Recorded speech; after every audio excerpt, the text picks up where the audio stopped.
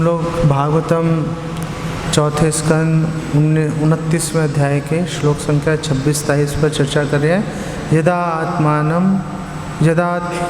यदा आत्मानम अविज्ञाय भगवंतं परम गुरुम पुरुषस्तु विसज्जेत गुणेषु प्रकृते स्वदृक् गुणाभिमानी स तदा कर्माणि कुरुते अवशः शुक्लम कृष्णम लोहितम वा यथा कर्म अभिजायते। जीव की यह प्रकृति है कि उसे अपना अच्छा या बुरा भाग्य चुनने की कुछ छूट है, किंतु जब वह अपने परम स्वामी भगवान को भुला देता है तो वह अपने को प्रकृति के गुणों के हवाले कर देता है। इस तरह प्रकृति के गुणों के वशीभूत होकर वह अपने को शरीर मान बैठता है। कभी वह तमोगुण तो कभी रजोगुण और कभी सतोगुण के अधीन होता है। इस प्रकार जीव प्रकृति के गुणों के अधीन रहकर विभिन्न प्रकार के शरीर प्राप्त करता है। तात्पर्य: भगवद गीता 13:22 में विभिन्न प्रकार के शरीरों की व्याख्या पाई जाती है। पुरुषः प्रकृतिस्थो ही भुंक्ते प्रकृति जान गुणान कारणम गुण संगस्य सदसद योनि जन्मसु। प्रकृति में 3 गुणों को भोगते हुए जीव अपना जीवन यापन करता है। इसका कारण है प्रकृति के साथ उसकी संगति। इस प्रकार उसकी विभिन्न योनियों में अच्छों और बुरों से मिलाप होता है। प्रकृति के गुणों के संपर्क में आने से जीव को 84 लाख योनियों में नाना प्रकार के शरीर प्राप्त होते हैं। यहाँ यह स्पष्ट कहा गया है कि जीव को कुछ स्वतंत्रता प्राप्त है जो स्वदृक् शब्द से परिलक्षित है, जिसका अर्थ है जो अपना कल्याण देख सके। जीव की स्वाभाविक स्थिति अत्यंत तुच्छ है और चुनाव करते समय उसे धोखा हो सकता है। वह भगवान का अनुकरण करने को चुन सकता है, भगवान का अनुसरण करने को चुन सकता है। एक नौकर स्वयं अपना व्यापार शुरू करना चाह सकता है और इस प्रकार वह अपने स्वामी का अनुकरण करता है, और ऐसा करने पर उसे अपने स्वामी का संरक्षण छोड़ देना होता है। इस प्रकार वह कभी सफल होता है तो कभी असफल। इस प्रकार श्री कृष्ण का अंश जीव भी भगवान की स्पर्धा करने के लिए अपना व्यापार प्रारंभ करता है। भगवान का पद पाने के लिए अनेक प्रतियोगी हो जाते हैं, किंतु भगवान जैसा बनना तनिक भी संभव नहीं है। इस प्रकार विभिन्न पक्षों द्वारा भगवान का अनुकरण करने के फलस्वरूप विकट जीवन संघर्ष चल रहा है। भवबंधन का कारण भगवान की सेवा से हटकर उनका अनुकरण करना है। अनुकरण का मतलब नकल करना है, नकल कर रहे हैं बेसिकली, इमिटेट। भगवान का अनुकरण मायावादी चिंतक करते हैं क्योंकि वे कृत्रिम ढंग से भगवान से तादात्म्य करना चाहते हैं, एक होना चाहते हैं। जब वे अपने आप को मुक्त मानते हैं तो वे ज्ञान के भ्रम में होते हैं। कोई ना तो ईश्वर हो सकता है, ना ही उनके समान बन सकता है। ऐसा कल्पना करना भव बंधन में बने रहना है। आजानुलंबित भुजौ कनकावदातो संकीर्तने पितरौ कमलायताक्षो विश्वंभरो द्विजवरो युग धर्मपालो वंदे जगत प्रिय करो करुणावतारो वंदे श्री कृष्ण चैतन्य नित्यानंदो सहोदितो गौड़ोदय पुष्पंदो चित्रो छंदो तमोनुदो पंचतत्वात्मकं कृष्णं भक्तरूप स्वरूपकं भक्तावतारं भक्ताख्यं नमामि भक्त शक्तिकं। श्री कृष्ण चैतन्य प्रभु नित्यानंद श्री अद्वैत गदाधर शिवासरि गौर वृंदा। हरे कृष्णा कृष्ण कृष्ण हरे हरे, हरे राम राम राम हरे हरे। तो इस्कॉन के मंदिरों की एक खासियत है कि आप कितना ही बड़ा मंदिर बनाओ, वो बनते बनते छोटा हो जाता है वो मंदिर, लोग बढ़ जाते हैं। आपके लिए बहुत सारा काम करना बाकी है। आप सब लोग खूब अच्छे से प्रचार करो जिससे कि ये मंदिर छोटा बढ़ जाए और मंदिर वालों को सोचना पड़े कि हमने पहले क्यों नहीं सोचा और बड़ा बनाना चाहिए। नहीं, सो ये आप लोगों के हाथ में है अच्छे से प्रचार करना। तो ये जो 29वां अध्याय है, इसका जो बीज पड़ा था, इसका बीज पड़ा था 25वें अध्याय से। 25वें अध्याय से श्री नारद ने महाराज प्राचीन बरही को संदेश देना शुरू किया था। ये महाराज प्राचीन बरही कौन है? ये प्रचेता के पिता हैं, नहीं? और प्रचेता जो हैं वो गए थे भगवान के बारे में जानने के लिए, तो शिव जी का दर्शन हो गया। 24वें अध्याय में शिव जी ने उनको भगवान का ज्ञान प्रदान किया। और जब भगवान का ज्ञान प्रदान किया और उनको बताया कैसे भगवान की प्राप्ति होगी, तो वो जो प्रचेतस थे उन्होंने 10,000 साल तक तपस्या करने का निर्णय किया। तो उधर पुत्रों को शिव जी ने देखा, पिता के पास नारद जी पहुंच गए। और जो राजा प्राचीन बरही हैं, ये बहुत ही बड़े कर्मकांडी थे। दुनिया भर के यज्ञ करना, जानवरों को मार के उनकी बलि चढ़ाना, ये सब काम में लगे रहते थे। उस समय भी बहुत सारी बलि चढ़ा रखी थी उन्होंने। तो नारद जी ने उनको बोला, ये तुम इतनी बलि चढ़ा रहे हो, इतने सारे जानवर मारते जा रहे हो, ये सारे इंतज़ार कर रहे हैं तुम्हारा। कहाँ पे इंतज़ार कर रहे हैं? और तुम्हारे मरने का इंतज़ार कर रहे हैं ये। और तुम मरोगे तो ये जो इनके सींग तुम्हें अभी दिखाई दे रहे हैं ना, चमड़े के बने हुए, फिर ये लोहे के सींग बन जाएंगे। और जब तुम मर जाओगे, यातना दे मिलेगी, तो तुम्हें अपने सींगों से, जो लोहे के सींग हैं, उससे तुम्हारा शिकार करेंगे। श्रील प्रभुपाद ने हजारों बार बोला कि मांस शब्द का मतलब है मांस। मांस शब्द 2 शब्दों से मिलकर बना है, मांस।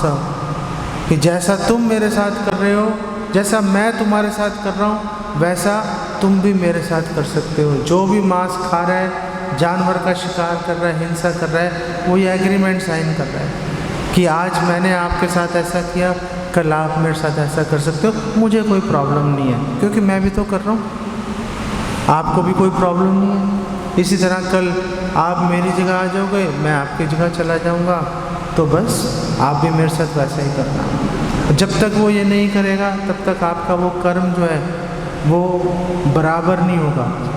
उसको बराबर होने से पहले बीच में नरक आएंगे, नरक के अंदर बहुत सारा कष्ट भी झेलना पड़ेगा। तो फिर नारद जी को ऐसा लगा कि इतना बड़ा राजा है, इसको सीधा सीधा बोलूँगा तो बुरा नहीं मान जाए। तो नारद जी ने एक चरित्र खड़ा किया, पुरंजन। और फिर चौथे स्कंद के 25, 26, 27, 28 4 अध्यायों में उन्होंने पुरंजन के बारे में उनको जानकारी दी कि पुरंजन कैसा था, वो कैसे 9 द्वारों वाले सिटी में रहता था, उसकी पत्नी थी, और कैसे वो पत्नी का कहना मानता था, कैसे वो बिना पत्नी से परमिशन लिए जंगल में शिकार करने के लिए चला गया, क्या हुआ, ये हुआ, वो हुआ, कैसे पुरंजन अगले जन्म में स्त्री बन गया, और फिर कैसे उसका उद्धार हुआ, कैसे हंसों के साथ मिल गया, करके सब उसको बताया राजा प्राचीन बरही को। और ये सब बताने के बाद, 4 अध्याय बताने के बाद, फिर आखिर में नारद जी ने जो 28वें अध्याय का आखिरी श्लोक है, श्लोक संख्या 65, उसमें नारद जी ने बोल ही दिया कि जो मैंने इतने सारे तुम्हें बातें बताई हैं, ये आत्म साक्षात्कार के लिए बताई हैं मैंने तुम्हें। आत्म साक्षात्कार अगर तुम करोगे इन बातों को सीख के, वहाँ पे कुछ नहीं रखा हो, इधर भगवान यहाँ से दिखेंगे आपको, वहाँ से नहीं दिखेंगे। वहाँ से दिखने होते तो दिखे गए होते ना अभी तक क्यों नहीं दिखे आपको? श्रुतेक्षित, भगवान कान से दिखाई देते हैं, आँख से नहीं दिखाई देते। सो जब भी हरि कथा हो रही हो तो भगवान के विग्रहों का मोह छोड़ के कथा सुननी चाहिए। हो सकता है बाई चांस आपके हृदय में भगवान के प्रति प्रेम जाग ही जाए, कोई बड़ी बात नहीं है। दिखने से नहीं जागेगा, सुनने से जागेगा। ओके। तो नारद जी ने जब महाराज प्राचीन बरही को बोला कि ये सारी बात सुनने का मतलब है कि आप आत्म साक्षात करो, इसको अपने जीवन में उतारो, ये महत्वपूर्ण बात है। हमने कुछ भी सुना, उसको हमने आत्म साक्षात्कार नहीं किया, तो मतलब उसका क्या पॉइंट है फिर? हाँ, फिर तो ऐसा नहीं हो इस्कॉन का मतलब बोला इस्कॉन, यहाँ से सुनो इधर से निकाल दो, वो बात नहीं बनेगी। जब तक आप जो सुन रहे हो उसको आपने अपने जीवन में उतारोगे तो जाकर कुछ आपको लाभ की प्राप्ति हो सकती है। अब बहुत ही महत्वपूर्ण घड़ी आ गई है। अब बहुत महत्वपूर्ण घड़ी आ गई। अब महाराज प्राचीन बरही ने ऐसी बात बोली कि ये पूरा 29वां अध्याय खड़ा हो गया। बात खत्म हो चुकी थी। 28वां अध्याय नारद जी ने बोला, नारद जी ने अपनी बात खत्म कर दी थी। अब नारद जी और कुछ नहीं बोलना चाह रहे थे, लेकिन प्राचीन बरही ने एक ऐसी बात बोल दी कि नारद जी को और 70 श्लोक बोलने पड़ गए। हाँ, और ये वो बात है जो हम लोग बोलने से डरते हैं। डरते भी नहीं है, डर तो पता नहीं हमने कब का छोड़ दिया। अगर डर रहे होते तो फिर तो अच्छे से भक्ति कर रहे होते। हम लोग डर ही नहीं रहे ना, इसलिए भक्ति भी हमारी औनी पौनी चलती है हमारी। तो प्राचीन बरही ने बोला नारद जी को 29वें अध्याय का पहला श्लोक है, आपको पढ़ना चाहिए। एक एक श्लोक पढ़ने का भी लाभ होता है, और पूरा अध्याय एक बार में पढ़ो तो एक अलग दृष्टिकोण, एक पर्सपेक्टिव निकल के आता है। जैसे कल मैं बैठ के मैंने कल 29वां अध्याय पूरा पढ़ा, फिर 28वां पढ़ दिया, फिर 25वां पढ़ा, 24 पढ़ दिया। मैंने कहा जाके कुछ बोलना है तो कुछ पढ़ तो लूँ। पढ़ने से आप एक श्लोक पढ़ना सुनना भी अच्छा है, लेकिन आप कभी ये भी करके देखो कि आज हम पूरा एक अध्याय एक बार में पढ़ेंगे तो देखते हैं क्या होता है। तो आपको कई चीज़ें पास से दिखाई देती हैं, कई चीज़ें दूर से दिखाई देती हैं, है ना। जैसे वो श्लोक है वो दूर से नहीं दिख रहा, पास से जाकर देखोगे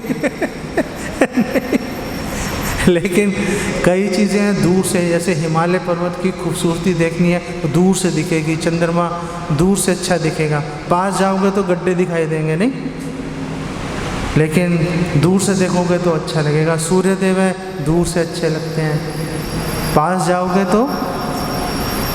तो देख नहीं पाएंगे। क्यों? क्योंकि भाप बन के उड़ जाएंगे हम, सब खत्म हो जाएगा। सो पूरा अध्याय पढ़िए, कई बार सोचो कि पूरी कृष्णा बुक है, इसको एक हफ्ते में ख़त्म करना है। 90 अध्याय हैं, ऐसे ख़त्म हो जाते हैं 90 अध्याय। कोई श्लोक तो है नहीं उसमें, नहीं, पढ़ने को पढ़ा भी जा सकता है, क्या है। तो महाराज प्राचीन बरही ने बोला, मैं टाइम भी बार बार देख रहा हूँ क्योंकि ये घड़ी जो है करीब 10 घंटे पीछे है। उन्होंने बोला भगवंस्ते बचो अस्माभिर, कि हे भगवान, भगवान का मतलब हे स्वामी, हे स्वामी, वचो अस्माभिर, जो आपने अस्माभिर हमें, मुझे जो आपने वचन बोले, न सम्यक अवगम्यते, नहीं अवगम्यते समझ में आया, सम्यक पूरी तरह से, आपने जो बोला वो मुझे पूरी तरह से समझ में नहीं आया।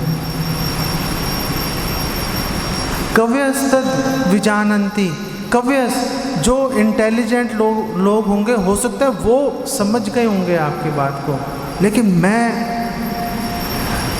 कव्यस वो समझ गए होंगे, कव्यस्तद विजानन्ति, विजानन्ति वो समझ गए होंगे, लेकिन न वयम कर्म मोहिता, न वयम हम नहीं समझे। बुद्धिमान लोग समझ गए होंगे, हम नहीं समझे। इसका मतलब क्या है कि हम कौन है? हम मूर्ख हैं, है ना? क्योंकि बुद्धिमान तो समझ गए, हम समझे नहीं। हम क्यों नहीं समझे? क्योंकि हम मूर्ख हैं।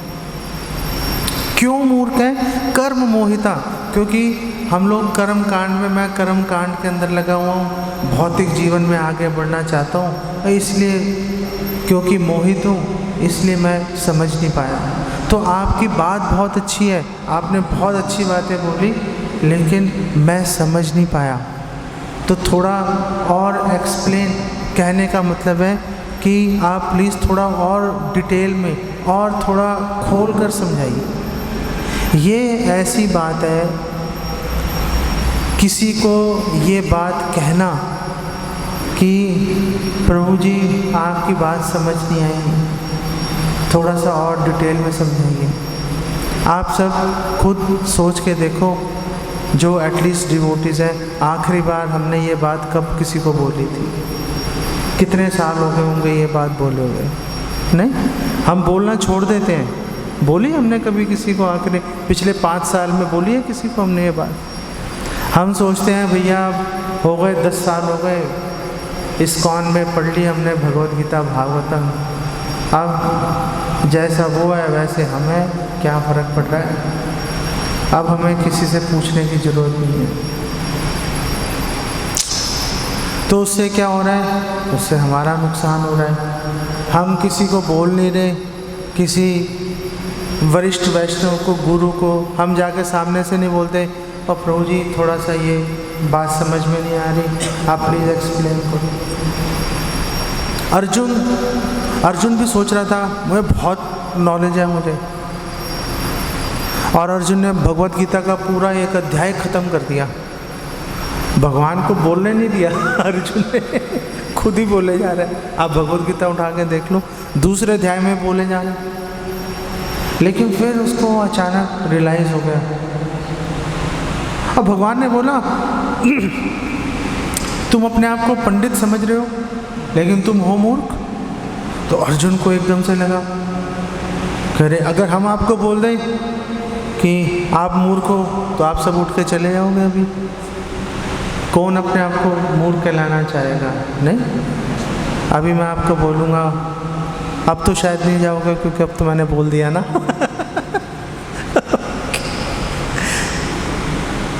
तो अर्जुन को एकदम से स्ट्राइक की बात, और अर्जुन ने बोला शिष्यस्ते हम शादी माम त्वाम प्रपन्नम, कि हे कृष्णा बात आपकी ठीक है, मैं आपकी शरण लेता हूँ, आप मुझे अपना शिष्य स्वीकार कीजिए, आप प्लीज़ मुझे बताइए मेरे लिए क्या अच्छा है।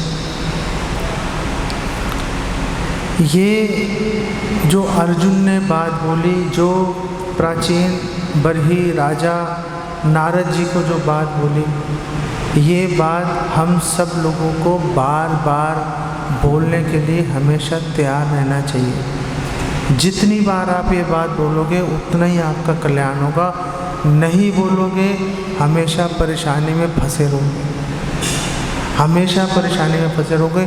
कोई फ़र्क नहीं पड़ता आपको 20 साल हो गए इस्कॉन में, 50 साल हो गए, कोई फ़र्क नहीं पड़ता। सामने से बार बार जिज्ञासा करते रहो, बार बार पूछते रहो, ये गोल है। दूसरा परिप्रेक्ष्य यहाँ पर ये भी आया कि प्राचीन बरही जो पूरा कर्म कांड में लगा हुआ था, अचानक उसने ये बात कैसे बोल दी कि आपकी बात समझ नहीं आ रही, आप थोड़ा और डिटेल में बताओ। कैसे भगवान के बारे में, अपने कल्याण के बारे में सुनने के लिए उसका इंटरेस्ट जागृत हो गया, उसका इंटरेस्ट जागृत हो गया क्योंकि शुद्ध भक्त के मुख से सुन रहा था वो। जैसे हमें चैतन्य चरितामृत में प्रसंग मिलता है वैश्या का, वैश्या गई थी हरिदास ठाकुर को गिराने के लिए नहीं, हरिदास ठाकुर ने बोला ओ अच्छा, मैं आपका जो मंतव्य है मैं आपका मंतव्य पूरा करता हूँ, लेकिन मेरा भी जप पूरा नहीं हुआ, थोड़ा जप पूरा कर लूँ फिर आपकी बात सुनूँगा। ऐसे 2-3 दिन बीत गए। वो वैश्या वहाँ बैठी रही इसी आशा में कि मेरा नंबर भी आएगा, लेकिन शुद्ध भक्त के मुख से हरि नाम सुन के कृष्ण कथा कृष्ण नाम में कोई फर्क नहीं है। जब उसने सुना तो हृदय परिवर्तित हो गया और हरिदास ठाकुर से दीक्षा लेके उसने सारी धन संपत्ति जो पाप से उसने कमाई थी सारी बांट दी। उसने ब्राह्मणों में, वैष्णव में बांट दी और हरि नाम करना शुरू कर दिया उसको। तो अब नारद जी को जब ये बात बोली प्राचीन बरही ने, अब फिर नारद जी कोई लाग लपेट, कोई घुमा फिरा के बात नहीं कर रहे। अब तो नारद जी एकदम स्पष्ट बात कर रहे हैं और ये श्लोक में आप देखो बिल्कुल क्लियर बोल रहे हैं ये श्लोक के अंदर कि देखो भगवान को भूल गए, भगवान को भूल के अपने आप को किसके हवाले कर दिया, अपने आप को गुणों के हवाले कर दिया। स्वदृक्, स्वदृक् का मतलब है जो स्व अपने को दृक् देख सकता है, जो अपने को देख सकता है। अपने को देखने का मतलब है आपकी स्वाभाविक स्थिति क्या है। स्वाभाविक स्थिति हमारी क्या है, जीवेर स्वरूप होए कृष्णेर नित्यदास। तो ये दिखना चाहिए था, लेकिन यहाँ पर नारद जी कटाक्ष कर रहे हैं उसके ऊपर कि तुम स्वदृक् हो, तुम अपने आप को स्वदृक् मान रहे हो, इसीलिए तो इतने सारे अनुष्ठान करने में लगे हुए हो। और ये अनुष्ठानों की भी बहुत बेइज्जती करेंगे नारद जी, आगे जाके आप पढ़ोगे इतनी इंसल्ट करेंगे अनुष्ठानों की। अगर आप बाय चांस पढ़ लोगे तो अनुष्ठान करना बंद कर दोगे, फिर आप हरि नाम के अलावा कुछ नहीं कर पाओगे। फिर आप इसी अध्याय में आगे जाके आपको दिखेगा। और नारद जी ने कहा कि आप स्वदृक् हो। आप स्वदृक् का मतलब अपने आप को देखना या अपने बारे में सोचना, अपने स्वार्थ के बारे में सोचना कि मुझे कहाँ से फ़ायदा होगा, मुझे यहाँ से बेनिफिट मिल सकता है, वहाँ से प्रॉफिट मिलेगा, इसी के बारे में चिंतन करते रहना। तो नारद जी ने बोला कि तुम अपने बारे में चिंता तो कर रहे हो, लेकिन तुमने ये सोचा कि मेरे लिए बेस्ट चीज़ क्या होगी कि मैं अविज्ञाय भगवंतम परम गुरुम, मैं भगवान को भुलाकर उनके साथ प्रतिस्पर्धा करता हूँ, भगवान को भुला देता हूँ। अब उनके साथ एक भगवान है, यहाँ पे मैं हूँ, आ जाओ आमने सामने बात करेंगे। पौंड्रक था ना, पौंड्रक ने भी यही किया था। पौंड्रक ने वो 4 हाथ लगा लिए, उसने भी 2 थे, 2 उसने प्लास्टिक के लगा लिए उसने हाथ उसने भगवान कृष्ण को संदेश भेजा कि देखो तुम अपना चक्र त्याग दो, तुम चक्र धारण करने के योग्य नहीं हो। भगवान कृष्ण ने पहले तो जब मैसेज सुना तो बहुत हंसे, सारे हंसे अकेले भगवान नहीं हंसे। और फिर भगवान ने बोला आजा भाई, लड़ने के लिए आजा, फिर अब तूने ये बात बोल दिया। उसी ने बोला था पौंड्रक ने, अगर नहीं त्यागोगे तो लड़ाई के लिए तैयार हो जाओ। तो भगवान कृष्ण ने बोला ठीक है भाई, हम लड़ लेते हैं। आ गए आमने सामने, क्योंकि कृष्ण की बराबरी कर रहा है। तो पौंड्रक ने बोला अपना चक्र त्याग दो। भगवान कृष्ण ने चक्र त्याग दिया। चक्र त्यागा तो चक्र गया और पौंड्रक का गला काट दिया। तो भगवान कृष्ण ने बोला अरे क्या हुआ भाई तुम्हारी बात ही तो मानी थी मैंने, तुम नीचे क्यों गिर गए? तुमने बोला चक्र त्याग दो, मैंने चक्र त्याग दिया, तुम नीचे कैसे गिर गए? यही होता है, भगवान से प्रतिस्पर्धा करेंगे तो नीचे गिर जाएंगे। जैसे पौंड्रक का गला कट गया, नीचे गिर गया, ऐसे ही। दूसरी ओर भगवान के साथ रहेंगे तब भी आप भगवान से प्रतिस्पर्धा कर सकते हो। भगवान के साथ रहोगे, अब भगवान को बोलोगे आजा भाई लड़ना लड़ लो। जैसे श्रीराम है, मधुमंगल है, ये सारे सुदामा विप्रनी और सुदामा भी है, ये सब कृष्ण से बोलते हैं आ जाओ भाई, तुम बोल रहे हो ना तुम ताकतवर हो, दो हाथ कर लो। दो हाथ करेंगे, दूध का दूध पानी का पानी हो जाएगा। अब भगवान कृष्ण कहता है मैं नहीं लड़ता भाई तुम हरा दोगे नहीं लड़ते भगवान को पता है, भगवान को पता है ये हरा देंगे। तो भगवान से प्रतिस्पर्धा करनी भी है तो भी भगवान के अनुगत रह के करेंगे तो भगवान को हरा पाएंगे। और हार ही जाते हैं भगवान, इसलिए तो ये कौन था और जिसको बलराम जी ने मारा था मुक्के से, प्रलंबासुर, थैंक यू, प्रलंबासुर ना। प्रलंबासुर के प्रसंग में हम देख तो रहे हैं कि कृष्ण हार गए थे और कृष्ण ने अपने कंधे पे उठाया श्री राम को और उसको लेके जा रहे हैं अपने कंधे पे। आयन भगवान के कंधे पे कौन चढ़ेगा भाई, लेकिन भगवान को अपने कंधे पे बिठाना पड़ता है। लेकिन अगर भगवान से हम अलग होकर भगवान से प्रतिस्पर्धा करेंगे तो बहुत बड़ी प्रॉब्लम है।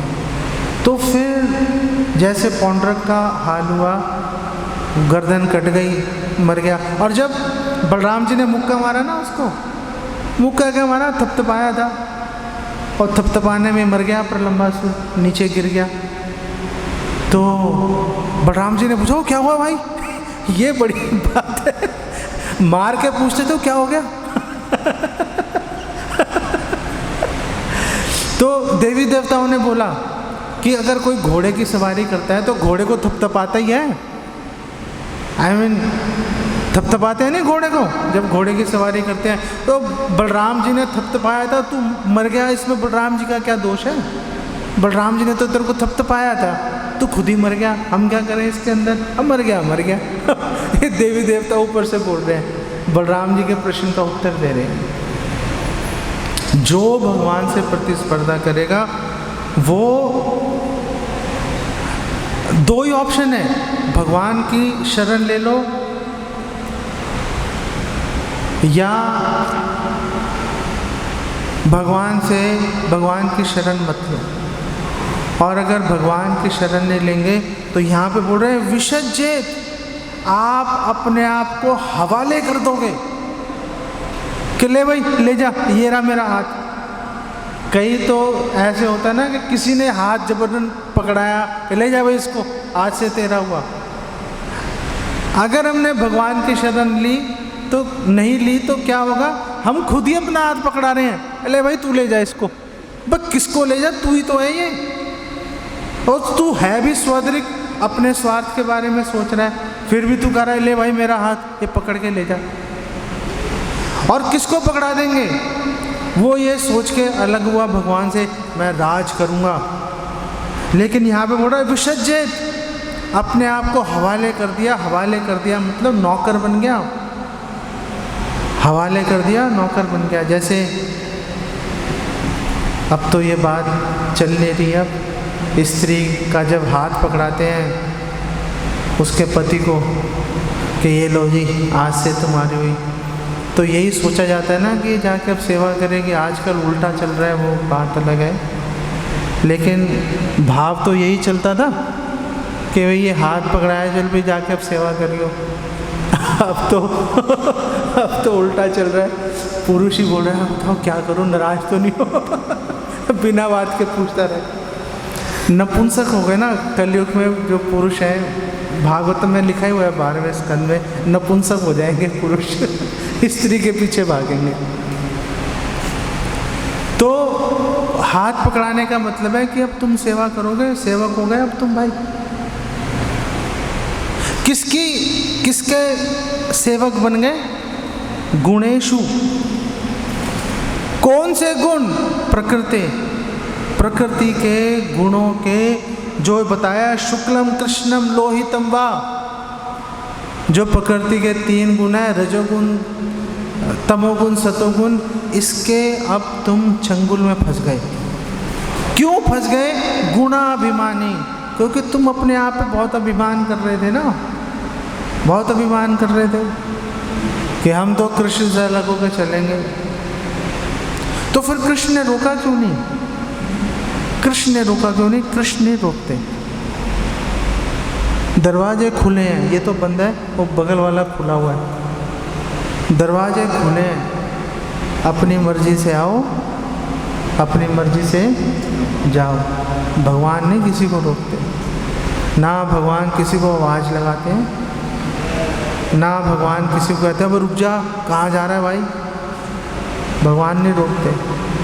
आना है अपनी मर्जी से आ, जाना है अपनी मर्जी से जा, अपने आप भुगते हो। इसीलिए तो भगवान ने बोला था अर्जुन को, यथा इच्छसी तथा कुरु। 18वें अध्याय में बोला था, यथा इच्छसी तथा कुरु, जैसी इच्छा है वैसा करो। अर्जुन ने बोला, इतनी बातें बताने के बाद अब फिर फंसाने के चक्कर में आप, करिष्ये वचना तवा, वो करूँगा जो आप बोलोगे, अब अपना दिमाग नहीं लगाऊंगा, अब अपना दिमाग नहीं लगाऊंगा। क्योंकि अगर हम स्वतंत्र रहना चाहते हैं तो स्वतंत्र रहने के लिए हमें भगवान के परतंत्र होना पड़ेगा। अगर हम भगवान से स्वतंत्र होंगे तो फिर हम जन्मों जन्मों तक, जैसे प्रभुपाद यहाँ पे बोल रहे हैं कि कारणम गुण संकस्य सद असद योनि जन्मसु, बार बार जन्म लेना पड़ेगा, कभी अच्छी योनि में, कभी खराब योनि में, बार बार जन्म लेना पड़ेगा। अब तो मनुष्य योनि भी अच्छी योनि की गिनती में कमी आ रही है अब तो अब इतना बुरा हाल है। 2-3 दिन पहले मेरा पेट खराब था, मैंने वो केले खरीदने गया तो 2 बुड्ढे थे, वो 75 साल की उम्र होगी, दोनों भाई थे, वहाँ खड़े हुए थे, केले बेच रहे थे। तो बार बार कह रहे थे, वो केलों को, ये केलों के बंडल को उठाना मत, क्योंकि केले पके हुए थे, उसके डर था कि टूट ना जाए केले, फिर कौन खरीदेगा। तो मैंने बोला भाई नहीं उठा रहा, घबरा मत। तो वो एक गुच्छे में से मैंने उसको बोला इसमें से मेरे को 3-4 केले निकाल दे। तो अब उसको चाकू नहीं मिल रहा था उसको, वो चाकू ढूंढने उसने पूरी रेडी अपनी उथल पुथल कर दी, केलों को हाथ लगाए बिना, चाकू नहीं मिल रहा था। तो मैंने उसको बोला वो तो रखा हुआ है चाकू, वो रहा चाकू।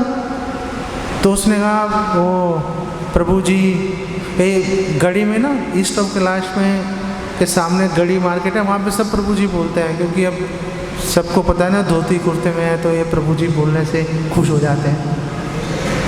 तो मैंने कहा वो रखा तो है, कह रहा प्रभु जी आँख से ठीक से दिखता नहीं है, इसलिए बस ये चाकू ढूंढने में टाइम लग गया। 10 मिनट लगा दिया उसने चाकू ढूंढने में। तो मैंने उसको बोला, दोनों भाई थे, दोनों एक जैसे थे, दोनों एक जैसे थे, राम श्याम। और मैंने उनको बोला, मैंने कहा तुम इतनी तुम्हारी उम्र हो गई, तुम काम क्यों कर रहे हो, जाके आराम से बैठो। कह रहे कैसे बैठे, रोटी कैसे खाएंगे। मैंने घर में कोई नहीं है, कह रहे घर में कोई है ही नहीं, अगर हम काम नहीं करेंगे तो रोटी के लाले बढ़ जाएंगे।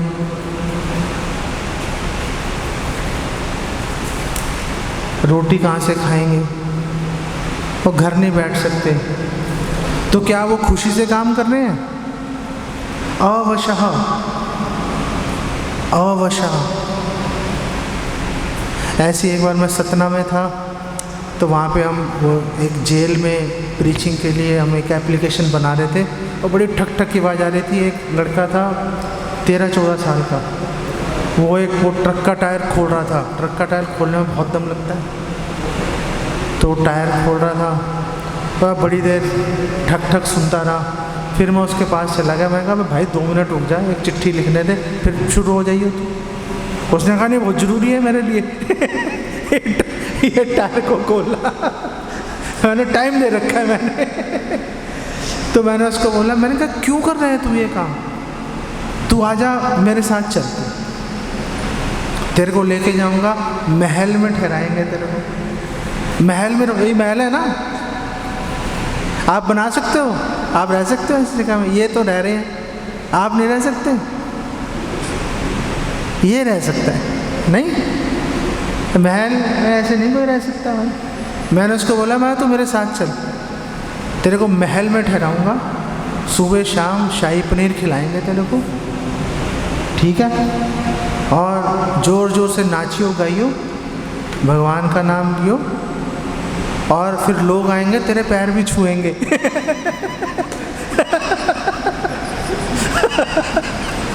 कह रहा नहीं मैं नहीं जाता ये काम बहुत ज़रूरी है।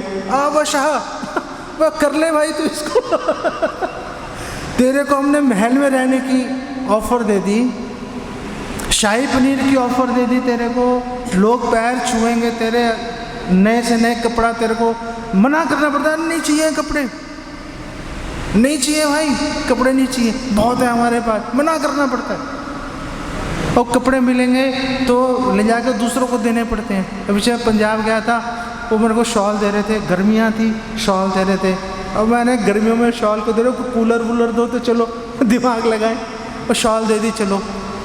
मैंने बोला नहीं चाहिए शॉल, आप मुझे ज़रूरत नहीं है, नहीं आपको ले जानी पड़ेगी, तो शॉल ले ली। तो मैंने कहा वो शॉल ली, तो फिर मैंने मंदिर के भक्तों से प्रार्थना की भाई मुझे ज़रूरत नहीं है आप ले लो। उन्होंने भी बहुत नखरे दिखा के, चंडीगढ़ मंदिर के भक्तों ने बड़े नखरे दिखाए वो शॉल लेते समय, मना करना पड़ता है। ऐसे वैभव को, सुख को छोड़ के अवश होकर मजबूरी में वो ट्रक का टायर खोलने में लगा हुआ है, नहीं ये करना है मेरे को, भाई कर ले भाई, क्या कर रहे हैं हम। ये भगवान यहाँ पे ये जो नारद जी बता रहे हैं प्राचीन बरही को कि अगर भगवान की शरण नहीं लोगे तो तुम सोचोगे भगवान से स्वतंत्र होकर हम स्वतंत्र हो जाएंगे, भगवान से स्वतंत्र होकर हम परतंत्र के परतंत्र बनेंगे और ज़्यादा फंस जाएंगे। यहाँ पर विराम देते हैं।